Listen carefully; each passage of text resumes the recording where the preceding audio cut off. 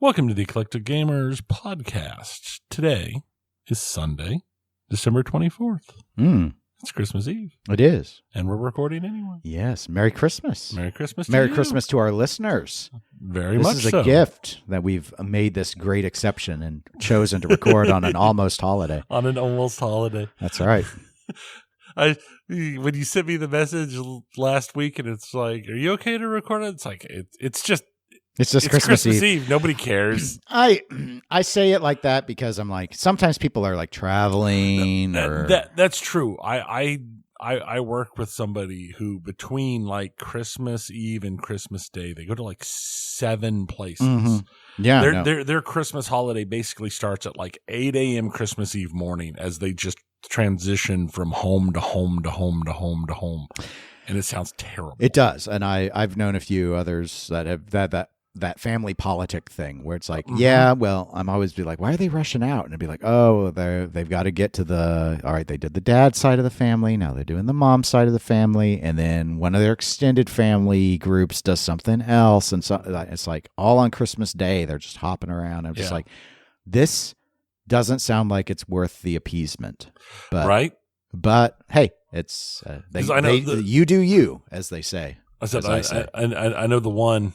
The guy's like, well, we go to my mom's side of the family and then my spouse's mom's side of the family, then my spouse's dad's side of the family, then my dad's side. It's just like,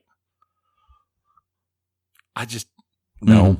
Yeah. No. I mean, it sounds like, I don't know if you've ever been to one of those family Christmas gatherings where only one person is allowed to unwrap a present at a time, so everybody can pay attention to the one person unwrapping a present to make it a big special thing. One time.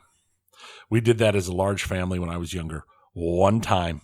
And that was it because everyone was like, okay, we've all unwrapped 2 presents and it's been an hour.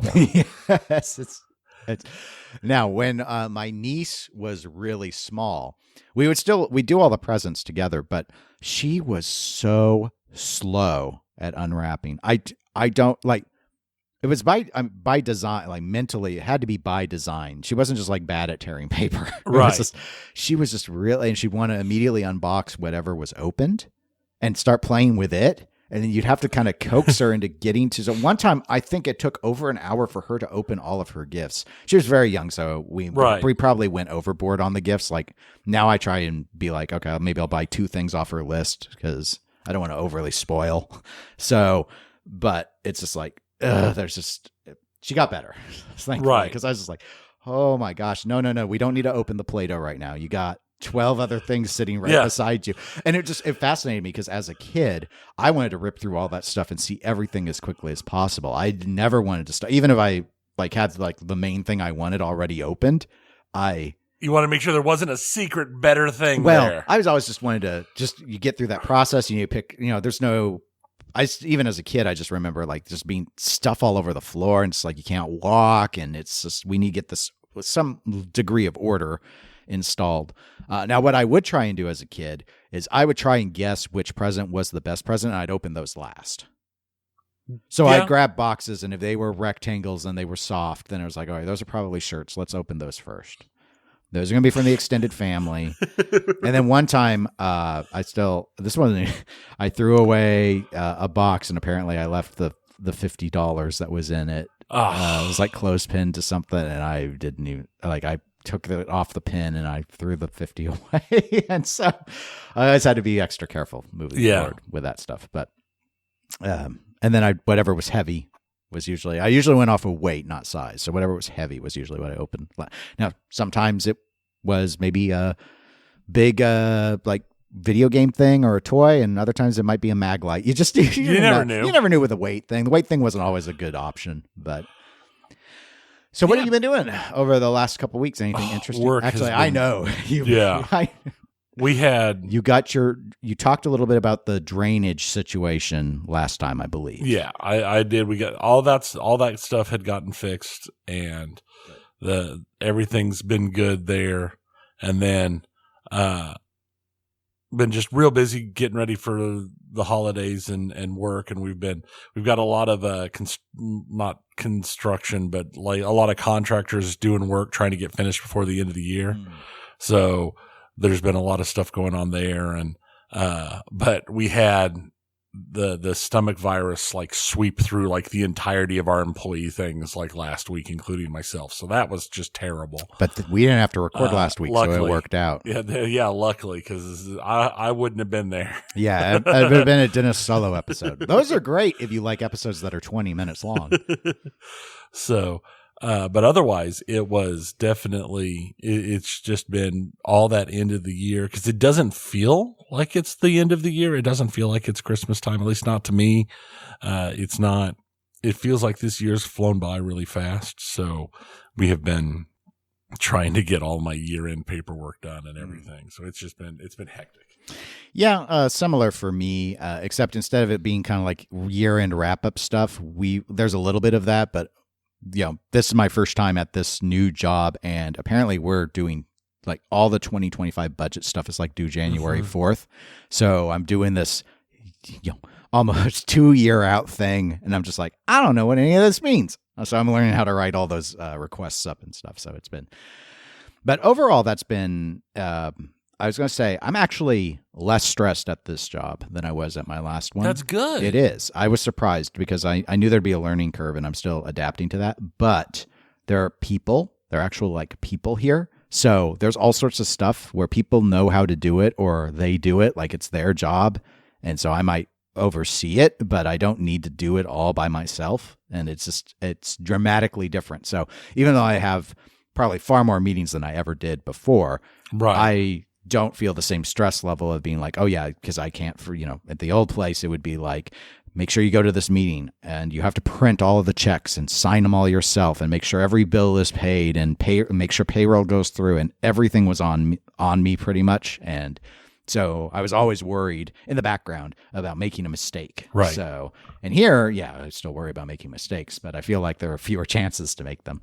So that's been good. Or not just that there's fewer chances than make them, but that there's more chances for somebody to notice it before it becomes a problem. Right. Well, yeah, there are processes in place to try and catch a lot of stuff because it's very bureaucratic. Yeah. So, which is, in that regard, a very good thing. Of course, it's also less flexible. So, not like in terms of time and stuff for me, but I mean, like, if I want to do something, there are more steps I have to jump through. Whereas it used to just... You can't just get a wild hair and go, I'm just going to do blank. Yeah. That was a... but I knew I'd be giving that up when you move from a sort of an executive director position into staff.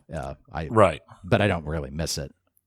Only the flexibility when I want it. It's like, let's just do it. Oh, no, there are rules here, Dennis. I'm like, aw, but my idea is great. Trust me. Can I go to the board and say, trust me? Like Han? If I say it like Han, will they believe me? Like, no. Okay. All right. Well, all we could have done is try. Speaking of trying, this is our year-end review episode for 2023. Woo-hoo! So we have a ton of stuff. I love doing the year-end review because I think it's a good opportunity as we move here into the pinball section in particular. Just to kind of recap briefly, we have always done it around manufacturers and then kind of, quickly summarize what's been going on and then give our thoughts kind of about the future. We get out our crystal ball, we look off into the distance and try and see what's going to happen. And then constantly get it wrong, but it's the effort that matters. We try. But we do have a few pieces of news that we need to get into before that. However, I do want to go ahead up front and say we do have actually a couple new Patreon members. Rick W., thank you. He joined at the high support level. And Robert G. actually moved up from the basic support level to the intermediate level. Thank you so much. We thank you, and we thank everyone who has been supporting the channel. And related to that, I also want to thank everyone who reached out regarding our last episode when we discussed the Twippies. Even the people that didn't agree with our take on the solution to the situation were very respectful and polite. Everything I heard was that. And we actually had quite a few emails that came in to our eclecticgamerspodcast@gmail.com address. I also had a few people reach out to me on Facebook directly. And we had some good conversations on Discord. Right, and express support. And we had some very interesting conversations on Discord. And again, the Discord invite is in our in the description of this and all our episodes. So if you're not on the Discord, it's not tied to Patreon. You can join it whenever you want. Yeah, it's just an open Discord. Yep. So anyway, everyone was very, very nice about it. Even those that didn't think we were right on the issue were very nice. So I appreciate that. It's not a topic I want to continue discussing. However, there is some news related to the TWIPY, so let's go ahead and get through that. First, after we did the episode, the Will O'Edding, who is, I believe, the committee head of he basically owns the TWIPYs, he put out an announcement indicating a few changes. One was they went ahead and added in a content creator category, I believe, in response to the feedback, because there were a lot of people, including a number of content creators, who were really upset that there was nothing in the TWIPYs to recognize content creators. So there's one award, kind of like the Video Game Awards does. There's one content creator award. There's also a provision that anyone who's already won a content creator award, including the former content creator categories, they are not eligible to win the award moving forward. So that ruled out Canada's Pinball Podcast, rules out, I think, like Pinside and TWIP have won for website. It rules out Straight Down the Middle and Todd Tucky. They've both won for YouTube before. Yeah. Dead Flip for streaming. So all of those entities are not eligible for the award moving forward because they've already won a content creator award. And the logic that was grounded on was that they see there being more value in recognizing different entities moving forward. And, there's been some interesting discussion online. Some people have said that they wonder if it will, this isn't the way they've said it, but I'll say it this way, dumb it down. Like, you start eliminating all the big ones win it, and then there'll just be these little guys left. In theory, that could happen. It's kind of like when the Pinball Awards were doing their Hall of Fame, and you're doing the games from 2000 to 2009. It's like, you're going to stop that eventually, right? Because at some point, you're down to like Striker Extreme and Austin Powers. And are they really Hall of Fame? Did they deserve that? Right. So that was a bridge we were going to have to probably cross at some stage if we were to keep doing that. In this instance, though, I think it's important to note there are new content creators that are constantly coming into the game. So I don't think it's the same.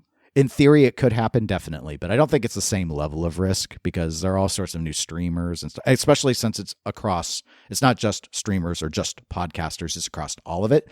So honestly, there should be a lot of pretty good potential for it. Now, whether people like the award as much under this or less, I don't know. It's still going to be it's going to be even more competitive this way than the old way so. Because they've merged all these fields. Right. So like Kerry Hardy might be, if he was just up against YouTubers is one thing, but he's got to compete against like Dope Panic Flip on the streaming side, and he's got to compete with Slam Tilt on the podcast side. And so there's all of that. Incidentally, TWIPY voting is now open. The other big piece of news that Will announced, and this is even bigger, I would say, is there will not be a TWIPY ceremony, period. It's not going to be at Texas Pinball Festival. It's not going to be online. They're just going to drop the results. And so I do feel bad for Lucas Pepke, who was going to be a new host with Emoto, right? Who's done it several times because they were getting it ready to. At first, I thought maybe they were going to do this online, but it sounds like everything was done like during COVID years. Most of the TWIPY ceremonies, as I think back on the 6 that they've done, like this would have been, it's been about 50-50 for online because the first couple of years were online only. Right.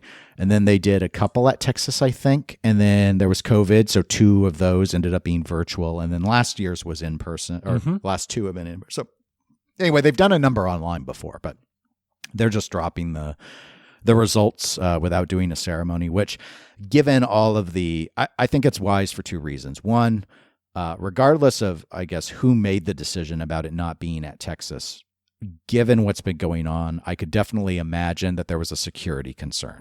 Definitely. I can see the very positive reasons to not do a live in-person event. And I don't even just mean like threat of violent security, but just sheer heckling, disruption, nonsense. Because remember, TPF is like an open bar.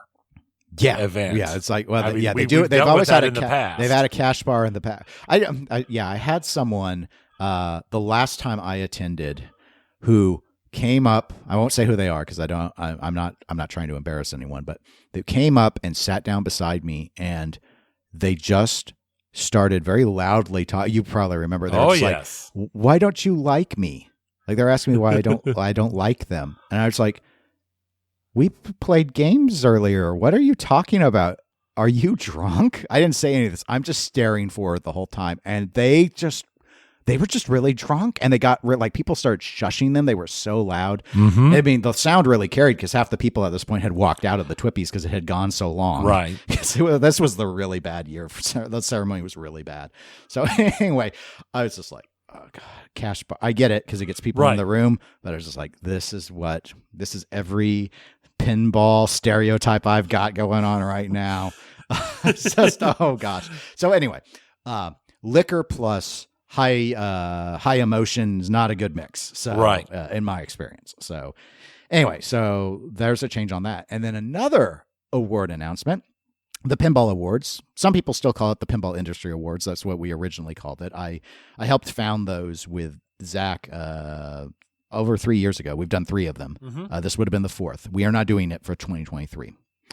And we delayed on announcing this because the Twippy stuff started to blow up. And we're like, we don't want this tied to that because it's not related, and people are going to want to relate it. Yeah. But we had already been talking, particularly in November, because 3 people in particular do a large volume of the work in the lead up to analyzing the ballots. And that's me, David Dennis, who you know because you've been on my watch channel with him several times, and Zach. And Zach hasn't been on the committee since the first year, but he does all the ceremony work. So he, putting on the show, and he's just like, he's busy with flipping out pinball. He's not feeling it this year. I'm busy with my new job. I don't work from home at all anymore. I'm not feeling it this year. David Dennis is in the process of fully taking over, I think, his financial firm.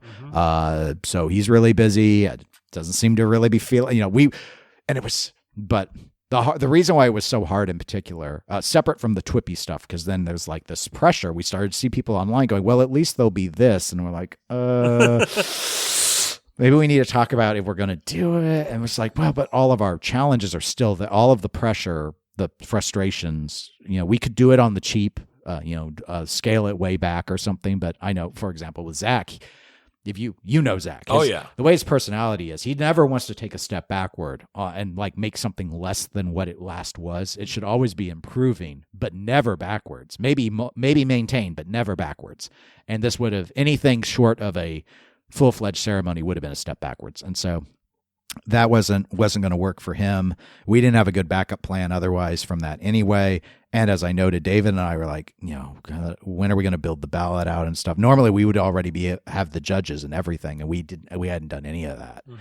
So the problem, of course, separate from the Twippy thing, is there were a lot of games this year. It's like a record. In my entire time in the hobby, this is the most I've ever seen come out easily. And that we're not recognizing anything is unfortunate, but hey, anyone else can spin up an award thing. We're not saying that we won't do the Pinball Awards in the future, and we could see about doing a 2-year combination or something. We've not discussed it, though. But anyway, FYI, it's not happening. But it's not because of the Twippies. It just fell at a bad time that everything came out. Yeah, it's a lot. It's kind of funny because you could say, well, is it a lot of work? Because I've seen some people online say it's not a lot of work to put together an awards thing. And I would say, I don't know how they think that. Well, it depends on what you want to do.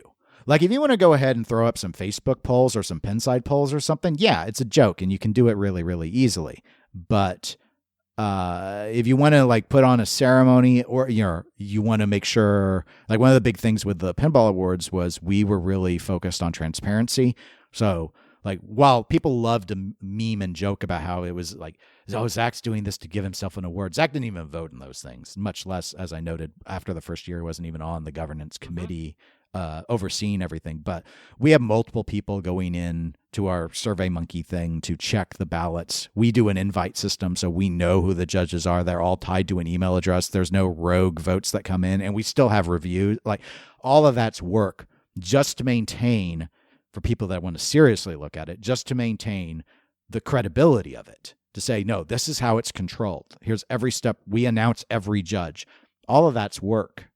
Building the skip logic of the ballot is work. I built that skip logic. We started to piggyback off of it for the subsequent years, so it got easier, except when all of a sudden you have twice as many awards, I can't just like take the old one and just clone it because there's new skips that have to happen. So it's just a whole, I don't remember how much Zach spent, thousands on the trophies, because Flippin' Out sponsored those. So, I mean, it's a big money sink too, quite frankly. Well, and I've been on the outside of it because I've only done, some of the. You've been a voter because you've qualified as a judge. Right, I've qualified as a judge, but I've not been like on a committees. I've been on the outside, but I've seen it from the amount of stuff you do and just how much time at the end that you pour into it every year. I can definitely see how with everybody having stuff going on, it's just hard. You've got to find a balance between what amounts to a hobby and your actual life. If we could spread it across the year, it wouldn't be painful. But that it's 2 months. Right. Because and this is a Dennis problem, because I was the one who really insisted on this, was I wanted the award out before February. Because one of the things I didn't like about the Twippies when they moved to doing it at TPF was, why are we recognizing 2023 stuff at the end of the first quarter? Now, that's not that's around Oscars time. So that's not shockingly late, but I just thought it was only there because that's when Texas is. Right. But again, it's a great stage for them. So I understood it, but I thought if we're not doing that, we should be getting the award out in January. But we couldn't start the ballot until December, and that's using a December prior year through November cutoff. Right. And it made the cycle really tight, because the other issue was a lot of people thought we picked the judges. We don't. We had criteria for people to become judges, but the problem is not everyone, in fact, most people who are eligible to be judges don't know about it. So you end up trying to reach out to just like the first year, I was just emailing podcasts I had never heard before. I was researching pinball podcasts online, finding out if they had the number of the 5 episodes that they needed in the year. And I would email them and be like, hey, you're eligible for this. If you want to, here's a link to, you have to ask to be a judge. We don't make anyone be a judge. We don't, because we're, again, to control the ballots, to make sure that nothing's getting stuffed or manipulated. We have people fill out an application, because then we would do custom links to everyone to control. Yeah. To make sure that they weren't sharing a ballot with anyone else and getting multiple votes in. All the things that I had a problem with People's Choice. Which I had heard that, someone had done some sort of, I don't know, the people have tried some other little things around this currently, and it's been, there've been vote stuffs and stuff that have happened, which again, that stuff happens, but it's really not relevant. I want to move on because I feel like we're spending too much time on the award topic. Let's get through some real quick pinball news before we move into our year-end review, which is the part I want to get into. But there has been news in pinball. So Pedretti Gaming, they have been selected by Planetary Pinball. They have an arrangement in place now. They are now going to start remaking classic Williams games, WMS games, so Bally Williams games. This is not the first time that Planetary has done this. Most people know that Planetary for years has had an arrangement with Chicago Gaming Company. Correct. To do remakes. They've done 4 of them: Monster Bash, Cactus Canyons, which are still being built, and then back in the day, Medieval Madness and Attack from Mars. They also have an arrangement with Haggis out of Australia, which did Fathom and is getting ready to do Centaur. Those are arrangements with Planetary to do, in those cases, old Bally games. Right. So my understanding is that this is mostly driven by a desire by Planetary for remake games to start getting to market faster. Because I don't know if you've noticed, Tony, because I don't think you've been in the market to buy any of them, but Chicago and Haggis, they ain't exactly lighting the world on fire when it comes to speed. No. And I'd say Chicago Gaming in particular has been getting called out a lot. They have been exceedingly slow when it comes to releasing and producing in particular at this point. Monster Bash was incredibly slow to get launched. It was. Cactus Canyon has been incredibly slow to build. That they're still building that is game. Insane, because that was the whole big thing when we went to Chicago in 21. Mm-hmm. October of 21. Yeah. Because that was our first show after our first and last expo. Yeah. I was going to say that was the first show after the COVID lockdowns. Yeah, we ended up doing that because Texas had gotten canceled again in early 2021. So we went and we did Chicago, and then we did the Texas right after that, and then we got back to just doing, because Tony and I normally do one show a year. Right. So So that's what we did. And yeah, CGC rolled that out, literally rolled it out into the hall. Like they did their, we weren't in the seminar, but they rolled them out and they had them. And then there were all these delays. And initially it was like, okay, they're probably delayed because of all the, I mean, Stern was slow on certain titles. You know, there were the supply chain issues. Like Stern was pointing out, well, the Ford F-150 uses one of the same microprocessor chips that Stern's Spike board set relies on. So, you know, it was like, okay, so everyone was having supply chain issues. No one has supply chain issues anymore, except for some reason, CGC still can't build anything with any degree of speed. So there is a link in the show notes to an article at Nap Arcade that I encourage you to go read if you want to explore more to learn about this. But what are your thoughts about them turning to Pedretti? So Pedretti is who I believe is like Pinball Brothers and Pedretti are conjoined at this stage. Right. I think, I mean, if they get more games out, more remakes out, good, as long as the quality stays decent. Because that's one thing you can say for CGC is no matter how slow they've been, the game qualities and how they've looked has always been amazing. So as long as the quality stay halfway decent, I think it'll work out. We'll just have to see what actually ends up happening. Yeah, I think this is a good move on Planetary's part. I definitely don't blame them for wanting to make this move. They also did issue some sort of clarifying language. Planetary did that this is not the end of their CGC relationship. Yeah, that they plan to continue forward with CGC. The way it was phrased made it, when I read it more closely, it did, because I wondered if they were phrasing it a way like, well, CGC will still make the 4 remakes they've done. The way it was actually written made it sound like there may be more remakes in the future. I've heard rumblings in my rumors, you know, from the dankest corners of my rumor cornering. I have been hearing that, yes, CGC does have another remake in the works at some phase or range of it. There'd been a long running rumor that they had Twilight Zone. I don't know if that's true or not. Man, that would be a rough one. Yeah, I mean, come on, they didn't even. I mean, where's Pulp Fiction? And it's like, yeah. I mean, exactly. It's just like, it doesn't matter how good your build quality is if you can't get anything out. In fact, it's getting to the point where I feel like we might need to be a little harsher on CGC than maybe we have been, because I think this is well into the stage of ridiculous at this point, and it just, there's whatever. I would love to know what their justification is, because I'm sure it's terrible. Oh, it has to be. But I mean, because they rolled it out at TPF, obviously because they had to for probably licensing reasons. I think Josh Sharp had confirmed that somewhere, but I don't recall for sure. Right. And then they were talking about fall, and it is December. And they built one. Which, like, they put one to make a, like, quote unquote, and it still wasn't third quarter; it was Q4. So, right, but no one's getting them is the problem. It's like the slow ramp up. It's like, well, these are the pre-production models that are they're not quite production models, but they're not prototypes anymore. They're in between, but they count as production, and it's just. It's been a bad look for CGC, and I think that flows well into the year in review. It's CGC's had a bad looking year. The game looks great, but overall they've had a rough year.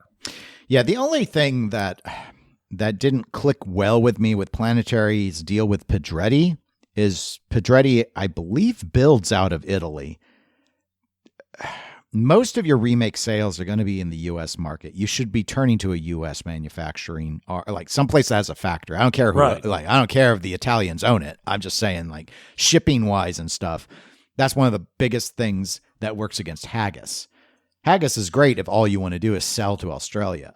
But when you start showing people those shipping prices to get their stuff over to the U.S., it starts making things that might look fair, maybe, to look overpriced. So when you start looking at almost $1,000 in shipping costs, and I mean, and I can understand, like, maybe Australians, for example, saying, well, you know, that's how we feel with the US stuff, and I'm like, I totally get it. Mm-hmm. But we're the big market, and so we get what we want, or else your company may fail. I mean, that's just how it is. If China was a big market to buy pinball machines, then building in China would make a lot of sense, but they aren't. So, right. You know, it is what it is. But anyway, I don't want to spend $10,000 on a machine and then $1,200 to have it shipped to my house. it's a lot. It's a lot. Biggest problem with pinball is the weight of those things and stuff. It's just a big pain. Okay, year in review. So I have organized our internal notes, Tony, in a way you're very familiar with. I've basically gone through and listed every notable company I could think of. Am I missing any? I probably am. If I'm missing any that you care about, you can write into. Don't write in. I don't care. Yeah, I don't want to hear it. So sorry if your company was left off and you're sad. Get your company to be more. I'm missing CGC. I am. Holy cow. Okay. I didn't even look through the list. That's because I talked about CGC earlier. Yeah. But I'm going to stick them in. But not at the very start. We need a CGC break. We need an aperitif to get. I can't believe I left. Actually, I can because I didn't do anything this year. The way I tried to think of it was what companies that put out games. Well, and we'd also mentioned them immediately above in the notes. Yeah, I know, so but I still should have bulleted them. Okay, anyway, let's start with Stern because, why wouldn't we? Why don't you start with the Big Daddy? Yeah, well, okay, so Stern this year. Main things, let's see. They put out Foo Fighters, huge sales hit for them. They put out Venom. Not huge sales hit for them. I've still not played it. I think there's one on location. There is. I think, in fact, we might have two on location now. Yeah, but I've not gotten a chance to. I almost went. I was planning on going last weekend to the tournament, but I wasn't feeling great, so I decided to stay home. And then that night, I got hit with that stomach thing, so it made me glad I hadn't gone. Yes. Yeah, I need to get to another tournament. I haven't done one since before I changed jobs. Let's see. They put out the Blood Red Kiss edition of Elvira, which was very popular in terms of its artwork, but also raised a lot of questions regarding, there was already the 40th anniversary, and now to a lot of people, there's this better looking, cheaper version. You're right. They also did the Jurassic Park, 30th or 35th edition. They did basically a new LE run of Jurassic Parks with new art. They brought back Stranger Things, which had long been rumored given the final season and all of that. But a lot of people were excited because Stranger Things was one of those games that did not go over well when it came out, but it got to a place where people really wanted it. And I'd say a couple other news things of note to them. They finally put out an app, a phone app for Insider Connected to make it easier to access versus, going through your browser and logging in. And they went ahead and greenlit what I refer to as fire sale, where distributors are basically now been getting permission to close out games that they have stuck in inventory that Stern doesn't make anymore. So they've like the home edition pinball machines were allowed to be fire saled. Led Zeppelins, Rush, those sort of games were allowed to be fire saled out of. So because normally distributors with Stern and most of the other pinball manufacturers have these provisions where they're not allowed to sell below a certain price point. But of course, when stuff starts to not move, it begs the question, if they can't ever sell it, how are they supposed to free up more inventory space and, more importantly, cash to buy more games? Because they're buying the games. Like Stern isn't getting paid when I buy a game. They're getting paid when the distributor buys the game. So that was a big shift up. So, what were your thoughts on this year, or maybe sort of tied to that, what do you think this all means as we go into 2024? I think Stern had a good year. I think the fire sale thing, to me, is probably the biggest, and it makes the most sense. You don't have people stuck with, WWE sitting on the shelf 15 years after the game came out that they can't get rid of, and it's just costing them space and money. Mm-hmm. But overall, I feel like their game releases were it was weak. It was a weak year even for them. Foo Fighters was great. Venom, meh. And then everything else was just re-releases and repackages. Yeah, it seems like they did move into their new factory, and it seems like they're really, really trying to keep the line busy, which, hey, they have mouths to feed. They got employees. They gotta do what they gotta do. Foo, I think, really benefited. I've said this a few times on the pinball show that I co-host with Zach. I feel it was the last gasp of the pandemic mentality where people were just sort of buying up everything. And a lot of them have hit the market now because it's not necessarily the hardest game in the world. Right. So But it went over very, very well. It was a good showing. One might say freshman showing for Jack Danger. Yes, he had designed a game before, but it was a home edition. This was his first cornerstone. So that resonated really well. Venom, as you noted, hasn't performed, I imagine, the way Stern had hoped it would. I thought Dwight Sullivan got very creative and experimental with the rules. The problem is, when you look at it, it is the fanniest fan layout to ever fan. And especially the Pro, which doesn't have the game state changes. Right. So even though it probably shoots quite nicely, it's, if you want a fan, there are plenty out there. A lot of people already own them. So, the layout doesn't feel creative. Yeah. And I think that hurt it. As you noted, a lot of other new releases. A lot of people are really waiting for Jaws, which everyone thinks the announcement is imminent. I'm hearing early January at this point. Wouldn't surprise me. And so that should probably, we'll see how that goes. It's obviously a theme that a lot of people are really interested in. And with it being noted that that's going to be Keith Elwin's game, and he is seen as the greatest designer in the game, I think that it will probably do well for Stern. But the fire sale stuff, smart move as well, because they're realizing that this ain't 2020 through 2022 anymore. These games are they're going to depreciate, and they're going to sit, and distros that have bought have to be able to free stuff up. I also think Stern doesn't raise prices in January. I think you're right. I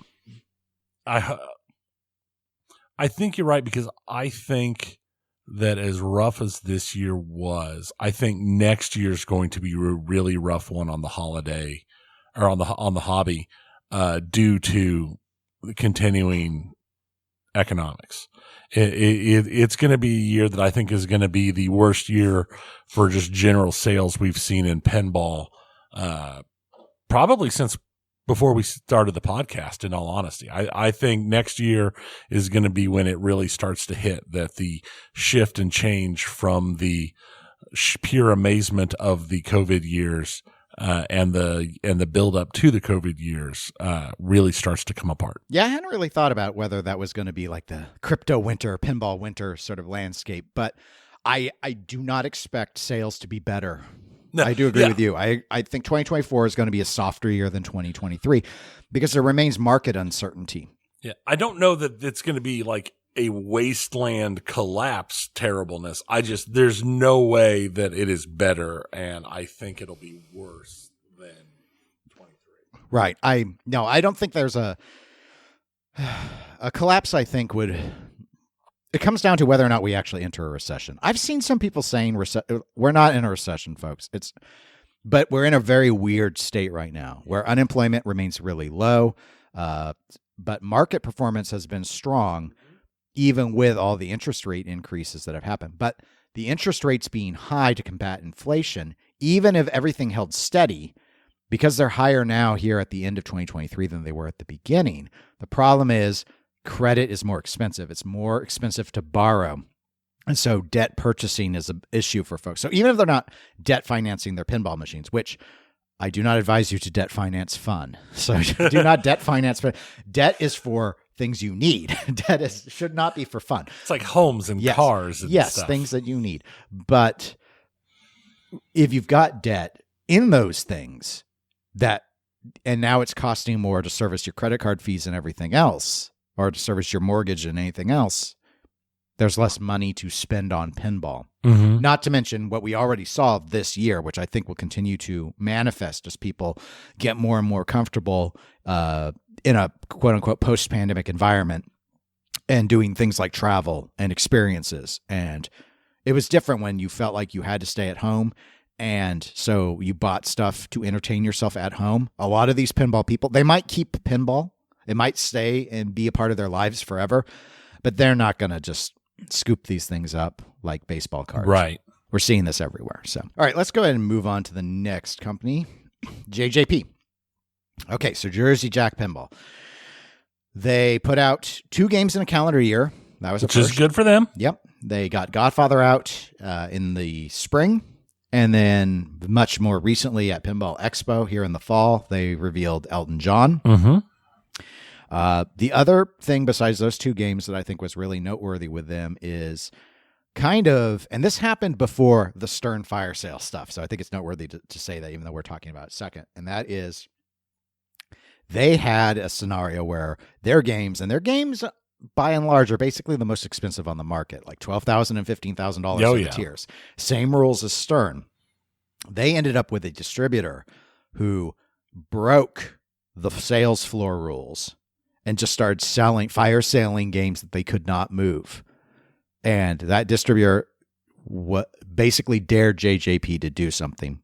JJP blinked and didn't enforce anything, but also didn't grant permission.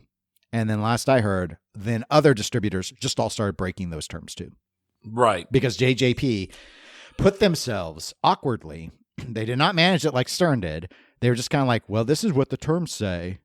And then everyone's all like, yeah, I got Toy Story 4 sitting here, and you're telling me that after all these years, I still can't sell it for less than $12,000. You've got to be kidding me. Especially when you see them on the used market for. Yeah, exactly. And that's the problem, is that's where the competition is. So, no, it makes sense. And again, I think this really did drive Stern's decisions to handle things how they handled it. I wondered it as well. I mean, it just makes sense. When you see this kind of thing blow up, you just go, yeah, no, that's right. It comes off much better PR for Stern than it did for JJP. So what do you think happens with JJP in 2024? One game, maybe an announcement right at the end of the year. But I think they need a big win because, in all honesty, Godfather was not. And I've not heard anything great on Elton John. I know some people like the layout. The theme's better than Godfather. It is. Because music pins are usually, there's a market for basically any music pin. It's like the safe choice generally.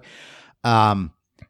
I struggle to imagine that JJP will have a weaker year on themes. They would have to be really, really inept. And all the rumored themes I've heard that they've got are all better than what they've put right.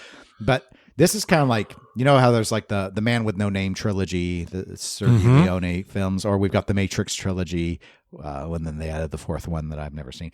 And this felt like we've just gotten through JJP's bad theme trilogy, where they did Toy Story 4, would have been a great theme, but you added a 4. Godfather, the worst of the 3, and then Revenge of the Elton John, which is maybe the best. I mean, I thought Toy Story plays well. The rules, whatever, but I thought it plays well. The Elton John layout looks great, but I like Steve Ritchie layout. So, but theme wise, no, not something that's going to light the world on fire. And do you think Harry Potter, the rumors they've got Harry Potter or they've got Hogwarts or something, I hear different things about if they truly have Harry Potter, but right. Do you think that drops in 2024? If they have that, if that drops, that's the kind of theme, because that's a game that's going to sell no matter how crap it is. I'm hoping their new designer, I think it's Mark Seiden, I'm hoping we finally see whatever he's That'd working be good. on. That would be nice. So, because it seems weird to me that you brought in Steve well after Mark, and Steve's game's out for, where's Mark's game? I don't see Mark's game. So that's what I'm hoping for. Unless it's on such a big license, such a big title that it's taking extra polishing.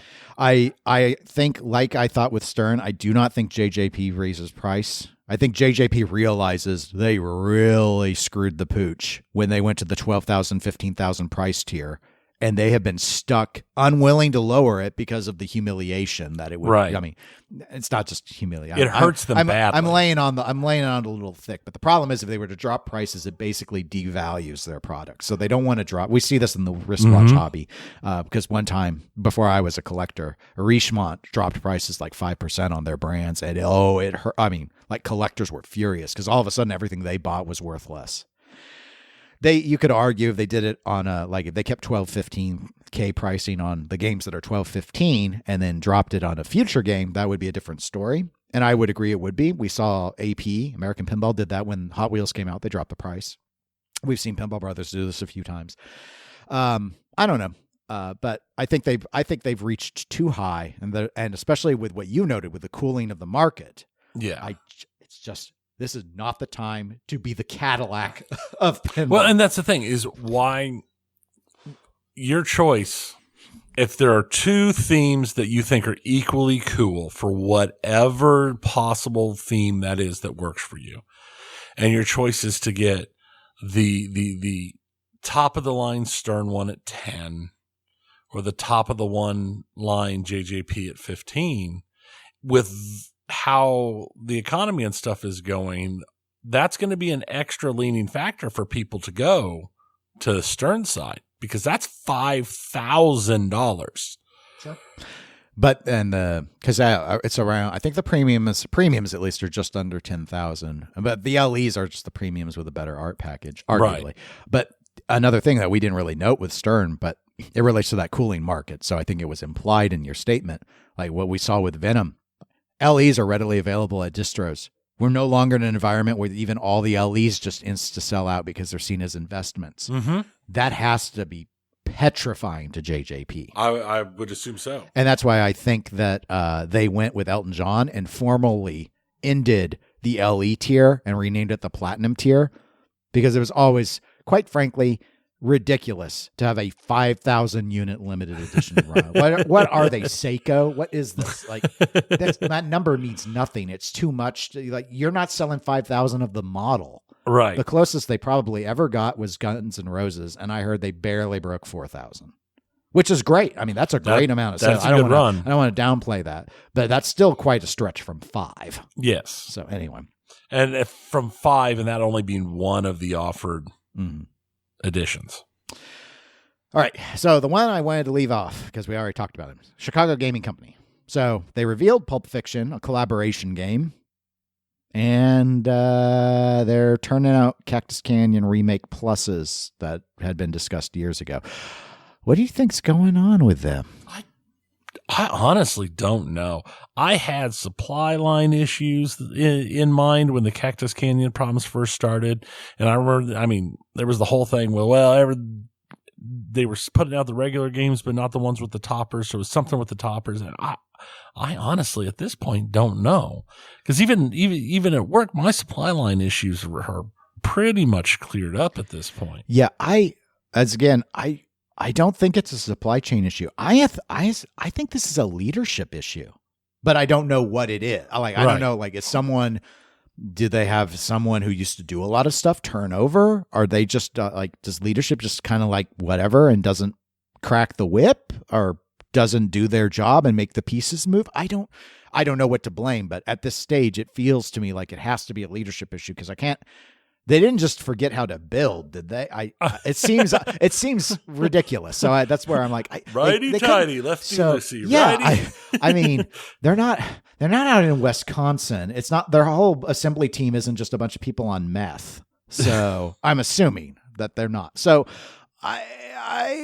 it seems like something's going on organizationally, which means I blame leadership as a category. But I don't know if they need some more supervisors or what, but it seems like nothing's happening because no one's telling anyone to do certain things, and they need to get that figured out, and then the pieces should in theory move again. But it's so I don't have good inside scoops on what's going on with CGC. Here's my thing. If I were the company partnering, bringing in Pulp Fiction to CGC, I would be super regretting my decision right now. Very much so. I definitely would not explore working with CGC in the future. There's no way. I was surprised to see Planetary not say they were pulling all arrangements with CGC, or at least pulling anything other than them allowing them to trickle out the 4 remakes they already have done, because I have zero confidence in CGC's capabilities of output, which, as you noted, given their reputation of solid build quality, is really sad, because they're so good. They are. But if you remake Medieval Madness, amazing. I would still love a CGC remake of Attack from Mars. For sure. But when would I get it? 2037? At some point it becomes ridiculous. We've talked about this in the past with Dutch Pinball and The Big Lebowski. At some point, after waiting 8 years, you should have just gotten your pennies on the dollar back. You getting the game actually meant you lost worse. Mm-hmm. And they're not to that point, but it's bad. It looks bad. Whether it's bad internally, I don't know. It looks bad. It looks like a leadership issue to me. Speaking of leadership, let's move to Spooky Pinball, which Scooby-Doo was announced in 2022 at the end of the year. But a lot of people finally got their hands on it in early 2023. Mm-hmm. We got our hands on it at TPF, which was the second show it had been at. Doinks! Yep. And then they just recently have announced Texas Chainsaw Massacre and Looney Tunes, which we talked about on the last episode. Yep. So they scaled the pricing a little weird. Like the classic pricing went up over Scooby-Doo fairly significantly. The Bloodsucker edition, I think, went up a couple hundred, and the collector's edition, their highest tier, actually went down in price versus Scooby. So it's a little weird scaling. It looks like to me that Spooky is trying to steer everyone into one model, the highest model. And so they're taking steps rather than just eliminating models like we've seen JJP do, for example, getting rid of their standard edition. Spooky just seems to be trying to shoehorn everyone into, like, you'd have to be stupid to not pick the collector's edition approach, but still giving the other options for those that, like, every few $100 matters, because the difference still between classic and collectors is our standard and collectors is not insignificant. I mean, it is real money. It's not like $10. So, they lowered their build count for Texas and Looney versus what they've done with Scooby. What do you think's going on? Like, what do you think in terms of Spooky's decision making? What do you expect? I mean, 2024, their output's been solid, so I fully expect them to keep their timelines and turn out the Texas and the Loonies. I 100% expect Spooky to continue in 24, just like they have the last couple of years. I don't expect any major changes from them.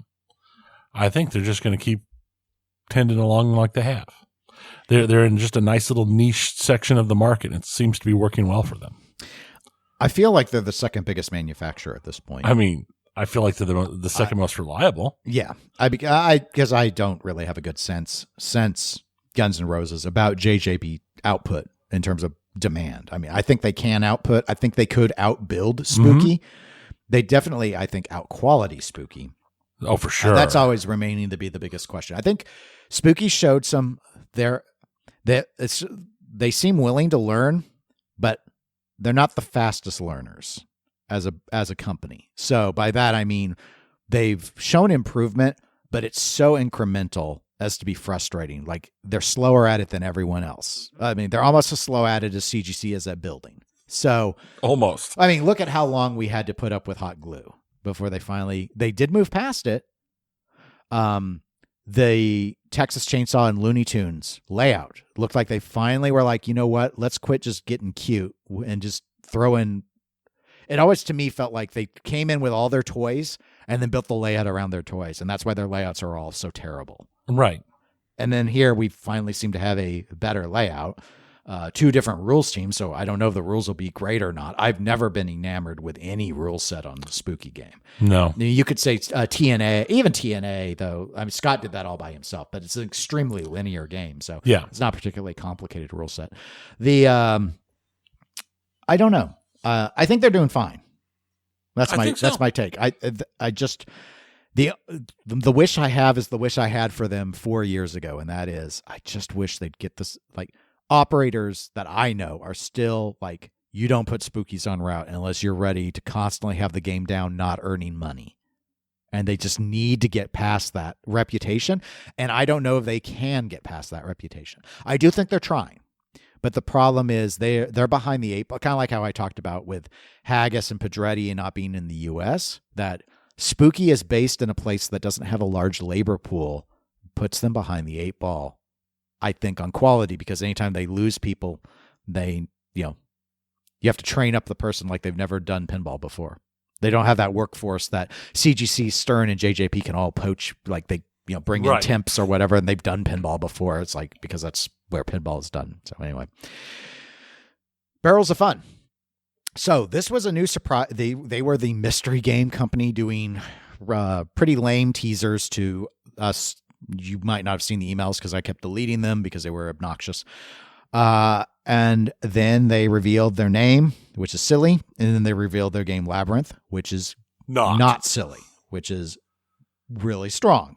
And the art package was really strong and the layout seems decent and the toys are extremely strong and the theme integration is incredible. And that Labyrinth is the surprise hit of 2023. It is. And I mean, they had, for all of the silliness about the mystery game company, blah, blah, blah, blah, blah, I feel like the launch of Labyrinth was extremely strong.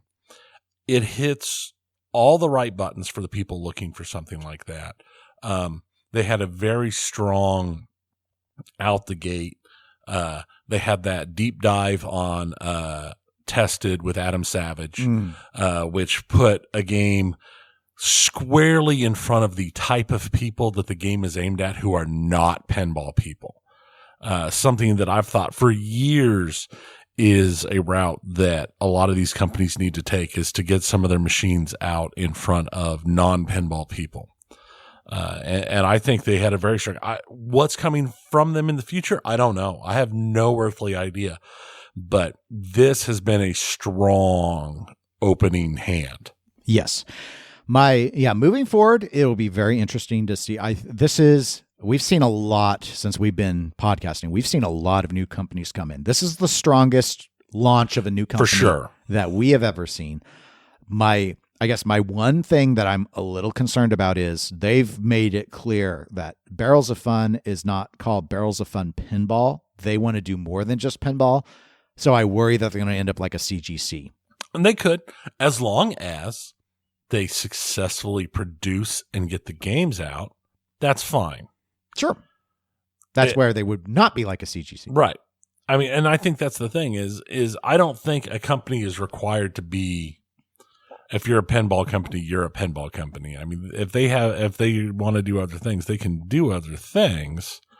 I think if they dropped one pinball machine that looks as good as this one does and then never touch pinball again, it'd be a real disappointment for the hobby, provided the game actually plays as well as it looks and is actually decently high quality. Things that I can't tell until I actually get my hands on a machine. Right. Okay. Next company, Multimorphic. So I'm not going to talk about the third-party releases because Multimorphic doesn't really have direct control over that, other than what their approval processes are. But that's not in-house to them. It's not first party. So Final Resistance was the big reveal from them that it launched twice. They had it at Texas. We played it. And then because they weren't ready to build it at that time, they went ahead and kind of did another launch of they tried to get on the hype train again and relaunch the game when they were ready to build it. Unlike Pulp Fiction, which never relaunched because it never came out. But anyway, not to go back and complain about CGC. So that was the big game reveal from Multimorphic this year. The other thing that got a lot of attention, in particular on the Pinside forum, was what I'm now going to just call 3D Printgate, where an open letter to Multimorphic kind of turned into not a particularly long thread, but a thread where individuals started sharing images, and there was a lot of call out on Multimorphic for using hobbyist 3D print configurations to do high-wear parts along with inexpensive disposable servos that had a tendency to fail, and ultimately resulted in Multimorphic announcing that while they had planned more than one first-party release this year, they were suspending all releases while they dealt with quality concern issues, in a nutshell. So what do you think? Like, what's going to happen moving forward with Multimorphic?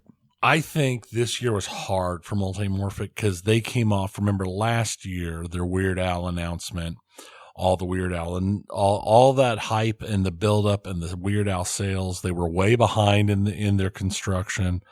They've had all sorts of issues, and then they rolled into this year, and this year's just been hit after hit to them, just hurting what was already not great.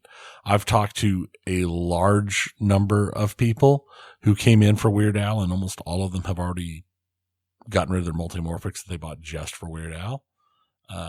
So I don't think that's a great look. And I think that it's a situation going forward that has them in a really bad place. I think that 2024 for them is going to be cleanup. They're going to be shoring up the leaks in the boat and trying to set everything right, trying to get themselves back into a better marketplace. Yeah, I mean, this year it was. I think it was just a series of things. Here's I think the issue, and this may come up a little bit here on our next company, but with Multimorphic, Weird Al alone, just whatever momentum that was going to give them, they already got, and I think they need more licensed games if they really want to get more people to adopt these units. Mm-hmm. The problem that manifested this year, which I think is why they've done their pause, and this obviously speculation, and why they're trying to resolve this, is much like Spooky, now they've got this reputation out there that their quality isn't good. The difference is everyone's always known Spooky's quality wasn't good, and I've corresponded with a few people who owned Multimorphics, and they feel the way they described it is it seemed more like they felt like they were tricked into thinking that this was a solid product, and then it turned out to be a very frustrating product with a lot of fail points. And when you talk to a lot of supporters of Multimorphic, and we've discussed this before, I don't want to say necessarily that they gloss over the issues, but I've known a lot of them who just act like that this is the best made product in all of pinball. And then you see these reports from people who don't have a vested stake into promoting the brand, and then you hear about all their trouble tickets, and things like your printers you can find at Best Buy can print the flipper mechs that then fail because they're printed on plastic, and it's just sort of like when your reputation is staked on your quality engineering, and then it looks like, well, the designs and the innovation concepts were really good, but the execution seemed to be bottom dollar. Yeah. It's tough. A lot of people might not realize it, but there is a major difference between hobbyist 3D printing and production 3D printing. They are very different animals. The higher quality 3D printing that is utilized for like big production runs, those machines are extremely expensive. It's not just a $300 I bought it at Best Buy a machine. They do very different things at very different qualities. I'd say the good news for them is because they're the platform, the P3 platform that Multimorphic bases all of this on, its adoption rate isn't all that high. So there aren't actually all that many people that have had a bad experience because right. In the grand scheme of things, not very many people in pinball have owned Multimorphic before, whereas Spooky has had a lot more market penetration. So a lot of people have, I had to work on my TNA. Like lots of people have owned Spookies and have firsthand experience with the quality issues. So Multimorphic has actually avoided quite a bit of that, though, as you've noted, a lot of people who ended up getting in on Weird Al, especially if they were people that weren't big into pinball in the first place, a lot of them ran into a bit of a shock. We know some people that were very experienced with pinball who ran into some pretty challenging issues on the quality front. So I do think they can recover from that because it's their reputation. They're just not as well known anyway. So that actually makes it easier to recover. Separate from that, though, I think if the goal is mass adoption, it's not going to be on the backs of all this third-party content coming out and unlicensed games from Scott Denisi. It's got to be licensed themes. It's got to be more than Weird Al. And so if they want to really grow it, they're going to have to really go into that licensed theme vault and do a really good job with it. And yeah, it's a tall order, but that's where the market is. We've seen it repeatedly, and we're going to talk about that with American Pinball, which will be our next company. I'm going to float the idea right now because people like because the big thing right now in pinball is like nostalgia and older stuff. They need to aim for the after the news market. We need to see MASH, Golden Girls, Johnny Carson. That's what we're looking for. It could be interesting with them to really lean into the more niche, known licenses that might be relatively affordable and achievable. And okay, maybe don't sell 1,000 units, right? But they have other challenges too with just because of the approach, because it's such a screen-driven thing. do you get Golden Girls, and what do you do with the layout? And like, are we showing clips of the movie on the main play field, or are we getting phone game animations? Because the problem is you can't just hire a Dirty Donnie to come in and slap it. Well, I guess they could. They kind of do it, which is what Scott did with Final Resistance, which I had heard so many people, more traditional Pinhead people, who love Final Resistance in a large part. Well, one, the layout is like a fan layout. Mm-hmm. So again, those people know how to play those. And the other aspect, though, was he keeps the display relatively static, so it feels like traditional pinball, which was funny to me because so much of what Multimorphic has marketed the P3 over the years has been how unlike traditional pinball it is. When I first heard about Multimorphic, I thought they wanted to get the market that doesn't go for traditional pinball. But now it seems like the whole strategy, and maybe it's not the whole strategy, this is my impression. It seems like so much of their strategy now is we need to get traditional pinball people to buy our thing instead of trying to get to people, like the whole swapping modules and everything all seem to be designed to the people that don't already collect. But now it seems all their efforts are targeting people who already collect pinball. So, which I get because it's hard to build a market. So going to an existing market that's most related totally jives. I understand that. But yeah, I don't know what, I don't expect them to get like the Harry Potters of the world or anything, but the Weird Al was so smart. And it was. I just think that they need to, I would suggest, if they were asking for my advice, I would say it would behoove you for your first party games to go after licenses only at this point. Allow the third party developers to do your unlicensed stuff because they're not going to want to deal with licensing. So most of them are doing non-licensed things, which for obvious reasons, but there's plenty of that stuff coming out on the platform already. What people need is a reason to want it in the game room. And people buy these things for the side art and stuff, for the licenses and stuff. So, So I said American Pinball, so let's jump to that. Speaking of a company that overly relies on unlicensed games, because everything they've done other than Hot Wheels has been unlicensed, and they've done a lot. So they did a unknown theme, but unlicensed, no license fee required, Houdini. Then they did Oktoberfest. Okay, it's a real holiday, unlicensed. Hot Wheels, their one licensed game. New leadership comes into position. They do Legends of Valhalla, a game I believe Riot Pinball developed. So it's not even well, I think Steve Bowden's had they've made some tweaks and they have some influence on the rules at this stage. It basically came in from another design team. And then most recently, Galactic Tank Force, which might be the biggest flop of 2023. What do you think? I think yes, because can you consider Pulp Fiction a flop of 2023? It didn't come out. Because it didn't come out? Right. Yeah. I mean, I don't want to, let's not lose sight. It didn't come out, so I want to judge it. It didn't come out. And when I played Galactic Tank Force at Texas, it wasn't my least favorite game. Like Scooby was. I didn't like Scooby, but Scooby's popular. Yes. Galactic Tank Force is not. No. and their decision to, which I kind of get because again, line must stay busy sort of things, but apparently at Expo, like they went all in. They brought in the actors, like at least I think 4 of them that starred in the display, and it's like it was like a big push, kind of like how Multimorphic tried to relaunch Final Resistance when they started building it. The difference was when Multimorphic did their relaunch, like they didn't like drop a bunch of coin or anything on it. They like, here, stream this, here, get this out, here, let's go on some podcast. Like they did it smart. Right. Galactic Tank Force just going, well, let's just bring in the actors and YOLO it at Expo. I don't know. I'm like, YOLO. I mean, granted, they weren't really risking anything at that point other than if they had to pay those individuals to be there, which they probably did. I like Chicago gaming. My speculation on this, we've said this for years. I don't see how American Pinball keeps surviving. And I have no idea how they've lasted this long. And like Chicago gaming, I feel like this has to be a leadership issue at this point. I don't think it's production stuff. I'm not hearing that the line is struggling. Their decision-making is not great.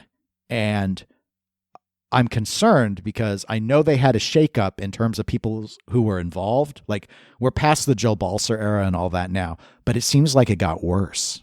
Yeah. I don't know. I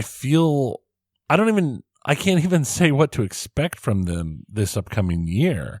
It's like, do we get another game from them? I think so, because they have to, right? I don't know, because I hear things like on a podcast, I think David Fix, who's at American Pinball, I think he said something about like planning to build, I don't know, 200 or 300 more GTFs and stuff. But then I hear from a distributor that'll be like, yeah, I got like 4 Houdinis that I forgot I ordered 3 years ago because apparently I still had a pending order, and they're catching up on that stuff, but I can't even sell them.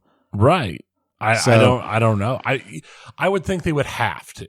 They would have to make an announcement. I just don't see how they can't try and get something new going. But I just don't know. American has always been this weird kind of black box that we never really know what's coming out of or what's going to happen. And everything that has come out of it has been odd. And I think that, you know what, that's my speculation. Whatever we do see out of them, it's going to be wrong and it's going to be odd. I agree. Okay, let's jump to some of these next ones are going to go a lot faster. So I believe so. Yeah. So Pinball Adventures. Okay, so we have they got Punny Factory out, right? And then they did reveal Elements at Expo, which they like promised that they would. However, the feedback I saw was that it was not ready for prime time. Like they had a lot of issues keeping it running and stuff, and so maybe questionable whether doing the reveal. I get the idea of wanting to keep one's word, but going ahead and actually doing it might hurt you more than maybe. But what do you think? Like moving forward. I'll be honest. Most of the rest of these we're going to be talking about are all companies that fall under the we'll see if they survive. Yeah, it'll be interesting. I mean, because Pinball Adventures is very much leaning on the unlicensed original themes. If they can survive on small unit runs, they need to, in my opinion, they need to avoid doing reveals like Elements. Punny Factory as a game seemed to go over okay with some people. They're a Canadian-based manufacturer. I guess if you're not going to do, I really think they need to go into licensed themes. I think that's true for anyone who wants to, especially if they want to grow. But if that's not an option, I think it might behoove them to try and exploit the Canadian market in the sense like try and build up more of like being a regional player where you're selling games. Now their pricing hasn't been too bad. It's a little, for us in the US, it's above a Stern Pro, which is a problem for an unlicensed game. But if it can be under a Stern Pro, at least for the Canadian market, there might be some individuals that are just looking for different experiences and don't want to spend a lot of money on a game. That might go that route. Right. But I would think they would need to close they need to get even significantly cheaper. Would be my suggestion. So yeah. Remember, he who would pun would pick a pocket. Well, Turner Pinball. So we haven't talked too much about Turner Pinball. That is the company that acquired a lot of the Deeproot assets out of Texas. We did see at Texas Pinball Festival the Whitewood for their first game, Ninja Eclipse. We did not play it. Right. And my understanding is a much, much further along version appeared at Expo. I haven't really heard a lot one way or the other. Like it went across at Expo. Like people seemed more receptive to it than Elements was, but a lot of people are unsure about the whole, like what Turner Pinball is doing here. I also think the pricing was notably higher than what Pinball Adventures was advertising. I don't expect anything out of Turner Pinball. I don't know why he got the assets. I think here's my theory, and he can easily prove me wrong if he wants to. I don't know if it'll be easy, but he can prove me wrong if he wants to. I think he's just really excited about pinball, but I think trying to do this the way he's doing it is going to burn him out really quick, and he's going to be like, the juice isn't worth the squeeze, I think is the expression. Again, when Deeproot went away, we were still in this sort of like height of demand with pinball. It's just not there anymore. It's cooled off. So there's not this, oh yeah, if you build a pinball machine, people are going to buy it because people hunger for pinball. It's not like that now. We have choices. And I just don't see how a company that is doing unlicensed stuff So there's not going to be an instant captivation like ninjas and the sun eclipsing is not going to attract. Like that's not a theme a lot of people go out and spend thousands of dollars on. And anyone who knows anything about pinball, if they know that you're tied to Deeproot in any way, that adds a tarnish. And it might be unfair, but it adds a tarnish that you have to then try and shake off. So he's actually worse off than a lot of these other companies we're talking about, because if you know it's associated with Deeproot, it already has a bad taste in your mouth. Correct. So there's that. Hexa Pinball, the French company, I believe, that revealed Space Hunt. I have to emphasize that so people do not think I said something else. That's the one you might remember that looked like it was colored by Pepto-Bismol. Right. We'll see what happens. Yeah, I think this is their only game. Probably. I start having edgier predictions, so I think that's their one and done. So anyway, fun times. Pinball Brothers. I don't know why I put them this far down the list, because they actually have been doing stuff, but they got Queen out technically in 2022. We first played it this year, though. Right. 2023. It was okay. I remember one of the noteworthy things about it, though, is one of their editions before they started producing it, they dropped the price on, which was an interesting thing that then came up later, because not all that long ago, they announced the Ripley edition of Alien Pinball, which had a whole bunch of Ellen Ripley assets, new art, new clips. A lot of that stuff is allowed to be added onto the older games. However, the Ripley edition itself is cheaper than the version with less stuff. It's insane. So, my thoughts on this are, I don't think Pinball Brothers has a good strategy. I think they have something in mind, but I don't think whatever it was is working the way they wanted it to. Alien was a deeply popular game when Highway collapsed. That Pinball Brothers was able to start making aliens, made them money. Queen didn't have that same reception, and that's the bottom of the well for the stuff that was in Highway development. So now it's all them having to come up with new stuff. Now, financially, maybe they're going to be successful because of if they've merged with Pedretti and they've got the deal with Planetary, that might just be the route that they're going to rely on. And that, honestly, I would say it's probably the smart route, is to go to the remake route, because they are struggling to come up with original concepts here. And I don't fault them for revisiting the well with Alien, because there's demand there, but we talked a little bit about, like, mentioning on the watch hobby when Richemont dropped their prices on all their brands years ago, and it pissed off the collectors. It's a great way to piss off your collectors of pinball machines when you start making better versions and selling them for less than the old stuff. There are distributors that have the old ones at the old price, and then they're selling Ripley editions for less, which have all this other stuff in them. Well, and again, Alien without Ripley makes no sense. Yeah, I mean, we judged it back at the time when Highway did that, but I think I'm of mixed minds on this. I respect that Pinball Brothers seems to be, of all these companies we've talked about, they seem to be the only one actually being willing to be rapidly flexible on pricing to adjust to the realities of the actual market. But that they're doing it this much makes me think that they're in financial trouble, because it seems desperate. It does. I can see that. Last one I had down was Home Pin. No new game this year. Spinal Tap technically was out last year. I mean, it depends on what you think. I mean, I guess none of the production versions purportedly were actually in 2022. Like the one at the Pinball Hall of Fame, even I heard later was a prototype. Whatever. I don't care. The only really noteworthy thing was that awesome Aussie Pinball podcast with Dr. John interview with Mike from Home Pin. That is alone was why they're on the list. That is my favorite interview, probably of all time in pinball. And just because Mike's stance on pinball is so 180 to anything that he should be doing. It's just absolutely fascinating. But also purportedly another license that he has relied on licensed themes, and purportedly he's got another one. The one we've discussed it before, but the rumor I hear is he's got Animal House.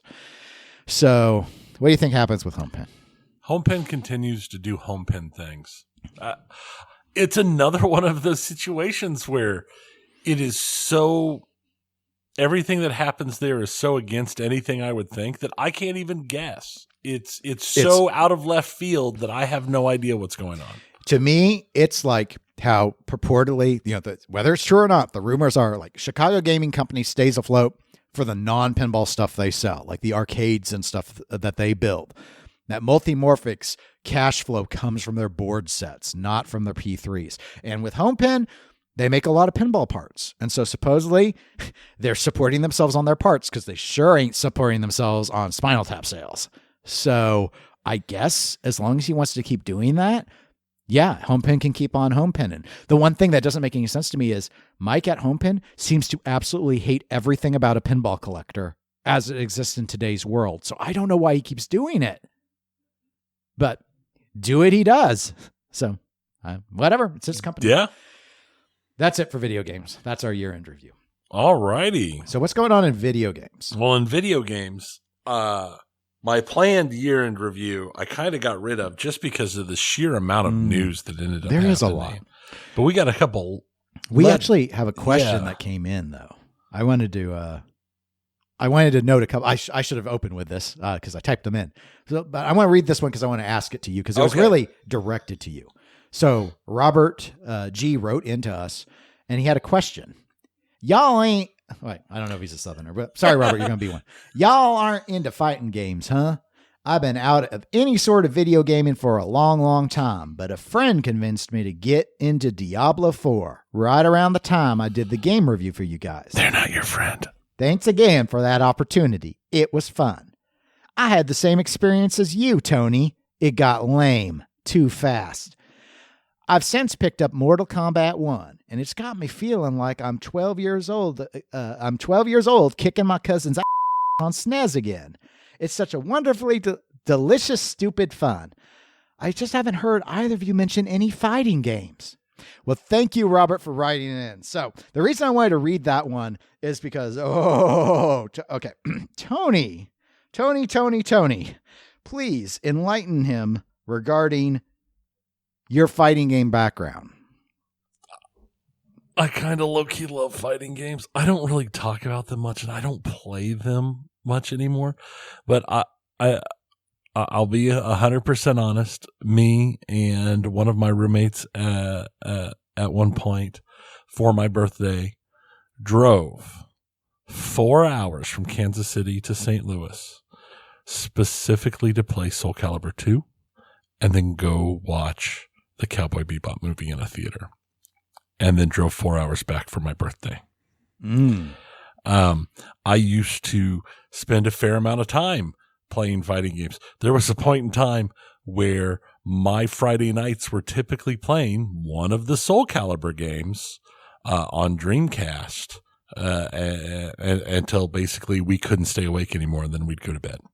And I still play fighting games fairly often at group get-togethers and stuff. But since I have segued to PC gaming, I've just moved completely away from them. And it's not that I don't like them. It's not that I don't love them. I don't like watching people play them. So I don't like watching tournament play. It just doesn't do anything for me. And since I'm not actually playing them myself very often, I don't really talk about it that much, but I love fighting games. I am very much a Soul Calibur person. I've always been a Soul Calibur person. That's my favorite fighting game. The Mortal Kombat games are great. I've heard great things about one. I've not actually played it myself. But no, I do truly like fighting games. Yeah, in terms of Tony's involvement, it was so noteworthy. That's why I wanted him to open with that. I do play them from time to time. It's just there are other genres that I invest a lot more time in, and the issue with a fighting game is to become really good at it, you have to pour a lot of time into any given game, which is great if I wasn't busy playing other stuff. And so actually my first year in college, when Tony was one of my roommates that year, we didn't initially have cable. And all we did was play Street Fighter 2 Turbo until finally we were like, we got to get cable. We can't keep doing this. So I mean, to be fair, that took months. Yeah. So we played that for months. So I had a lot of that. I haven't played Street Fighter recently because up until this new one, 6, like the last time it skipped Xbox. It became a Sony exclusive for a year. So and Street Fighter was my main line of fighting games. The most recent one I have played though is Dragon Ball Fighters.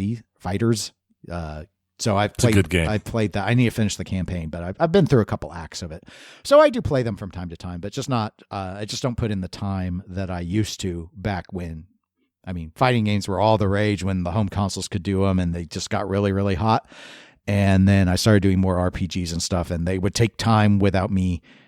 That was time that couldn't be spent practicing. So I feel like part of it is also that, to me, fighting games are very much an in-person multiplayer experience is where they're best. And since I don't do that nearly as often, that's part of the reason they're not the forefront of my mind anymore. And then Clint W. wrote in as well, and he gave us a link to an article about Valve notifying people to not huff the fumes of the exhaust from the Steam Deck. So just FYI, don't do that. Don't do that. It's one of those things. It kind of became a meme where people were just talking about how good the fumes from the Steam Deck smelled. Kind of like the reason Nintendo coats the Nintendo game cartridges in a bittering agent so that kids don't swallow them, or animals don't swallow them, because they've got a bittering agent, so they taste bad when you put them in your mouth. Okay, now your news. Those were the items I had thrown in.